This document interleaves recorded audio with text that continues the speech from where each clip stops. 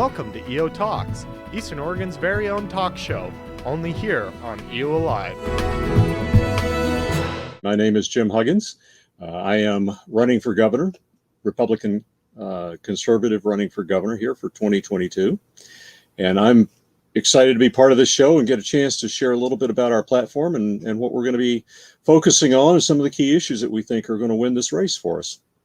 Well, I tell you what, you're going to have a lot of time here. You're probably going to have to edit this down a little bit. I've got a lot of stuff to in my background. I started out with the Air Force and have got a good number of years, almost 26 years with the Air Force, either on active or in reserves, or for the last 10 in Civil Air Patrol, which is part of the Air Force Auxiliary. In fact, it's the fourth arm of the Air Force, reports to the 1st Air Force back in Langley.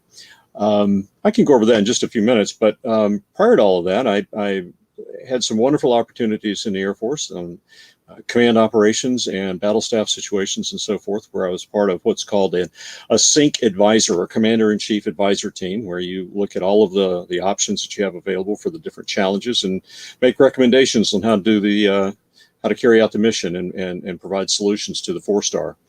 I have a PhD in engineering. I also have a PhD in divinity, or I'm sorry, it's actually a Doctor of Divinity degree, not the PhD version. Specialize in creative evangelism. And with the engineering aspect, I focus mainly on computer engineering, software engineering. Back in the 90s, worked with a very good friend of mine, where we had a virtual company providing software development, software support services. But most recently, for the past 12 years, I have been an independent film producer.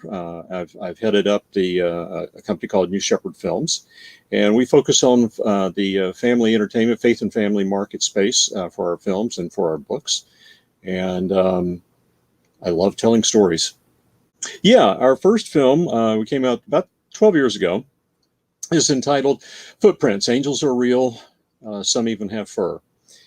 One of the things I like to do is tell true stories. I don't like making stuff up. I prefer to tell true stories because, quite frankly, fact is usually stranger than fiction. And in this particular story, the focus on this is that just because you had a bad past doesn't mean you can't have a great future. It was our first film, and it was a real struggle to get it out. But once it got out and found its audience, it has taken off. And in fact, we just signed yet another extension on a particular platform. I can't release it just yet.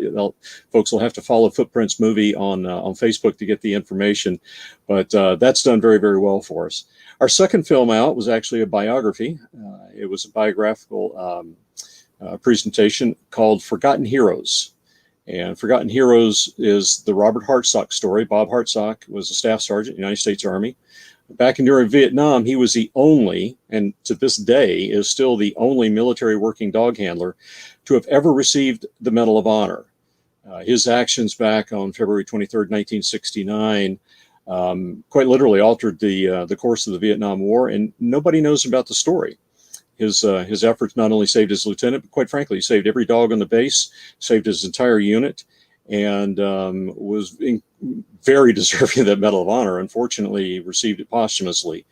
But one of the messages in there is that, what does it take to lay down your life for someone? What does that level of sacrifice look like in order to save those around you that you care about? That particular story, I believe we have received 65 awards, both nationally and internationally, for that particular story. And our latest film that we just released and handed off to our distribution partners down in LA is called The 211 Home. That was filmed right here in the Salem-Keizer area of Oregon. And we've also just been picked up for a major distribution on that one, which will be worldwide. We expect it to probably sometime around November 1st to be the initial release. And again, I'm sorry, you're going to have to follow The 211 Home on Facebook to get the actual details, because we're not allowed to talk about it just yet. We live in the Salem area here, and Salem, to be honest, we moved here about 6 years ago. We chose Salem. This was a very deliberate move across country to come here to Oregon. We absolutely love Oregon. And Salem is I just love the area. It's got a lot of great people, and I don't mean just from a residential standpoint. I mean from businesses too. We have a lot of small businesses here in Salem. Obviously, they're hurting under all of the different mandates and just the environment that we have with crime. but we've got just good people here. And I have found that that's not just unique to Salem. That's very specific to Oregon. I have run into a lot of great people. The businesses here, I don't really care whether it's a small business or whether it's a large business. You could be, you know, a restaurant downtown like Gambaretti's, for example, or you could be a major chain like Office Depot. They're still run by the people here, and it's phenomenal. The one thing I always found interesting is that, you know, this is the capital of the state. In fact, it's the largest state capital without commercial air. And yet we've got a great airport here that can land 737. So I always found that odd. Fortunately, we have some good people working on trying to rectify that problem, get airline travel back here into Salem. The downside right now for Salem is pretty much the same as you're going to find in a lot of areas, whether it's Portland or Eugene or unfortunately spreading to other cities and towns within Oregon, where you've got issues with violent crime. You have issues with obviously homelessness, and then of course the education mandates are affecting everybody. Yeah, this is really one of the major reasons why I decided to run, is because, you know, just 100 nights or more of rioting, consecutive nights of rioting in Portland, and watching the crime just escalate. And a lot of the people involved would be arrested, and then Mike Catch and Release Schmidt, the Multnomah County District Attorney, refused to prosecute them. 892 cases over that period of time, and that's unconscionable. So it obviously that's just not right, and one of the reasons why I chose to run for governor, because the political leadership's just not working. It needs real leadership. But in talking with folks around the state, my concern initially was that, well, it's happening in Portland, people aren't going to really care what goes on. Fortunately, that's not really the case, and it shouldn't be. I mean, if Portland goes over the cliff, we're all going to go right behind them. It's not going to be a matter of if, it's a matter of when. Portland may go splat first at the bottom, but we're going to all fall right behind them. The people that I've spoken with, and this is not just here in Salem, this is around the state in my travels so far, and I'm going to keep going, is that there are three of the most common phrases I hear. Number one, I feel hopeless. Number two, I feel helpless. And probably the third most common phrase I hear, I feel like I'm trapped. I feel like a prisoner. Those are not phrases that any of us should be feeling. That's not things that we should be saying. We should be happy to be living here, and we're not. Those feelings are very real. They're very distressing to me personally to hear Oregonians talking about that, because that's not what we've got set up in terms of a state constitution or a federal constitution for our lives. Yet those are the most common phrases that I hear. And again, it starts back with Portland riots. It stems to the violent crime that's not being addressed. People are just fearful, and that's not right. I got to tell you, that's a tough one. But being an author myself, I have a couple of books as well, and then of course the movies, and being a storyteller, I got to go with Beverly Cleary. She is a phenomenal person, or I realize she's passed, but her books, her ability to write, standing the test of time, obviously is very important. But there are a couple of people that have commented on her, and I have to agree with them completely. There's one gentleman, a children's literature historian. I think his name was Leonard Marcus. He made the comment. He said that when you're at the right age to read her books, it's most likely that you're going to be at your most impressionable time in life as a reader. Her books entertain kids, but they give them the courage and the insight into what to expect from their lives. And I think that's a really key point. There's also a professor at Westchester University, Pat Flieger, I believe. I'm not sure I got the last name pronounced correctly, but she made a comment. She said, Cleary's books have lasted. They've stood the test of time because she understands her audience. When you're a writer or filmmaker or anybody trying to communicate a concept that includes political leadership, it is absolutely critical that you understand your audience. You got to understand who you're talking to, why you're talking to them, and what you want them to do when you get done. Audience, purpose, and reaction. Those are the three key things. And she knows that kids are, sometimes they're confused, sometimes they're frightened. I mean, we as adults are too, but kids particularly, by the world around them. And they feel very deeply. Kids really have a deep level of emotions that adults can easily dismiss. And I'm telling you right now, the circumstances that we have going on here in the state of Oregon, that, you know, again, that have emanated from Portland, but have affected the rest of us, these kids around us fit that description perfectly. And you know, we had an Oregonian that for years led the way on how to deal with that by these stories that she told and the characters that she created. Somebody like that, that's my hero. I love somebody like that. This is going to sound odd. I had the pleasure and the privilege to be raised by my grandfather. And I say that I lost my mom when I was 5. My dad really didn't want to have much to do with me, so he sent me off to an orphanage. My grandparents ran that orphanage, and I'm going to tell you right now, growing up in an orphanage with your grandparents running the place and the kids, I'm in no man's land. Okay, they didn't want anything to do with me because I said, well, he's going to, you know, go tell his grandparents or whatever what's going on.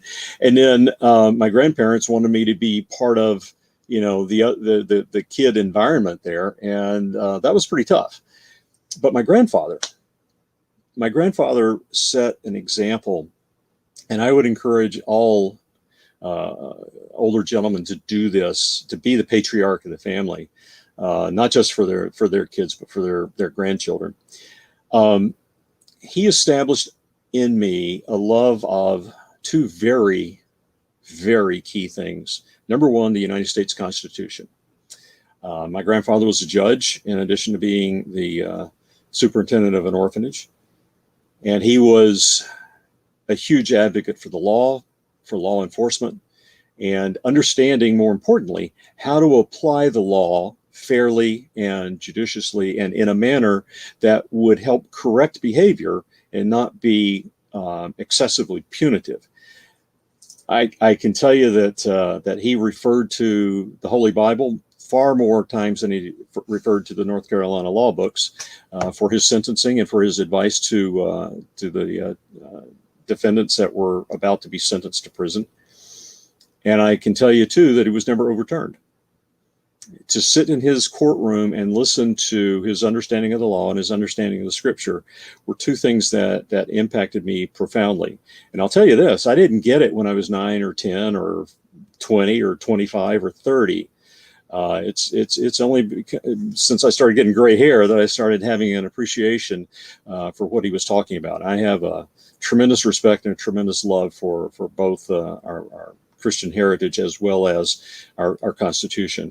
Our Constitution is a framework for the laws, and if we don't understand that and we don't uphold it, shame on us. That's what we have to do, and that's one of the things that I feel we've really lost in this state. We need to get back to our roots on that Constitution and understanding what it actually guarantees and allows and enables in terms of rights and freedoms that right now are being trampled on, and we need to fix that. Yeah, I do, and I appreciate you asking that one. That's pretty straightforward. I think most people are going to look at me and they're going to say, well, he doesn't have any political leadership. They're going to perceive a complete lack of political leadership, and I think that would be a mistake to have that idea. You don't have to hold political office to understand the notions of political leadership. And in my case, there's no way you can spend time at the upper echelons of the military, particularly when you're stationed at the Pentagon and you're working in Washington, D.C., and not learn lessons of politics at very high levels and understand the political leadership and the impact that those decisions have on the people around you, whether it's Joe Biden with his Afghanistan fiasco, or the political leadership that we have here in the state, basically making leadership decisions based on political criteria and not understanding the impact on the people around you. That's a dangerous thing. And I think I'll probably be judged that, well, he didn't have the political leadership, and I think that'll be a mistake. The other reason would be that political leadership's why we're in this mess. And right now, you need a real leader. You need real leadership that has a strategy, that has a plan, and that knows how to enact a strategy to affect change. That is one thing that both being the head of a company, being part of business, and especially being part of the military teaches you, is how to have a strategy, understand what the end state is for the outcome that you're trying to achieve, and work with people to achieve that, and not be afraid to stand up for what you believe is right and that other people will rally around. So thinking don't have the leadership, or the political leadership especially, that's going to be a mistake. Next up is our fun lightning round. So first off, ducks or beavers? Oh man, you're going to hate me for the answer on this one. Okay. All right. I'm going to say wolves. Western Oregon University, wolves, because I've worked with German Shepherds for about 35 years or so, particularly rescue German Shepherds. In fact, Apollo's down here sleeping at my feet right now. I've got a really big soft spot for wolf conservation. I absolutely admire those folks. I know that we have a wolf conservatory here in Oregon, as a matter of fact. I love what they're doing. And so, sorry, I got to go Western Oregon because of the mascot more than anything. That's okay. I'm going to say Eastern because I went to EOU, so I get it. There you go. Do you have a favorite Oregon landmark? Oh man, I got a bunch of them, and that's we moved here because of the beauty of the state. There's not a place that my wife and I travel that we just don't marvel at how gorgeous it is.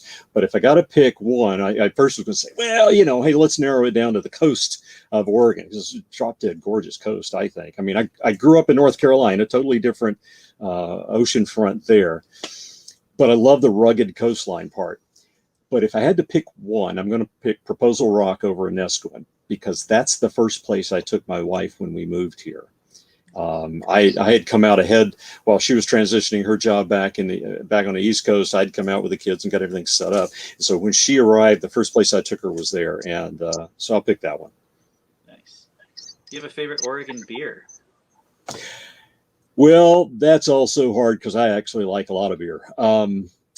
But Gilgamesh, and see, this was pre-COVID. Gilgamesh Brewery here in Salem had introduced a Hefeweizen, and I think it was called DJ Jazzy Hef, if I remember correctly. I really like that one. It's got a great aroma to it, but it's just a really good hef. Gotcha. Do you have a favorite place in Eastern Oregon? I'll tell you, the number one place on my bucket list is in Eastern Oregon. Okay. I want to go out to the John Day Fossil Monuments because I'm a huge fan of the dinosaurs. I love paleontology. One of the things I've always wanted to do was do a dinosaur dig out in, I don't know, Eastern Mongolia or something. But the John Day National Monument is number one on my bucket list. When I get some time, that's the next place I'm going. Alrighty. Well, I'm sure the people in Grant County would love to have you. I hope so. I'll tell them I'm coming. They may go, well, we don't care, we'll ignore him, but I'm going there because that's what I want to see. That's good. Like I said, there's a lot of people that feel helpless. They feel hopeless. But I want to tell you something. We can win. We have a campaign strategy that is based on facts, not emotions. It's based on hard polling data that we know is accurate. I'm happy to discuss that with groups if they want to get together, and we can go through how we know what we know. But it's very solid data. But the key is you have to have a strategy that's going to not only attract your conservative Republican vote here within the Republican Party, but think about it. When you're the third largest party in the state, you're eclipsed by the non-affiliated voters, and you're eclipsed by the Democrats. Well, if you think you're going to win, you're going to need to pull votes from both of those areas, which means you need to find topics that they deal with too that are affecting them, that they agree with your solution because the opposition's on the opposite side of the fence. And that's what we've got. We've got a strategy that addresses that. So from that perspective, we are convinced we can win in the general election. I'm not worried about that. We've got to get past the primary, obviously, but we can win the general election. So my final message would be, you take that hopelessness, you take that feeling helpless, feeling like you're a prisoner. You need to let go of that and recognize we can win. We have to vote. And we have to focus on our issues and stay focused on that strategy. But we can win, and doing that we will, because you've got to have the courage to go make government do what it's supposed to do. Right now, it's not, but it will, and it can. Yes, we have several ways for folks to get in touch with us. First of all, now, the website name is very long, but it's for a reason, because you'll remember it, at least we hope. Make government do what it's supposed to do.com. Make government do what it's supposed to do.com. You can get in touch with us there, not a problem. Sign up, you'll be kept on in the loop on our emails that we send out, our mass mailings. You'll also be able to contact us directly to ask questions. Another place you can go is go out to Facebook. Go out to OR Courage. Again, that's OR Courage, and we will be posting media there, addressing issues there. You can certainly reach us through that as well. I'd suggest going through the website simply because our contact form allows for you to be one-on-one with us if you want. But you can go either one. Make government do what it's supposed to do.com, or go to Facebook, OR Courage.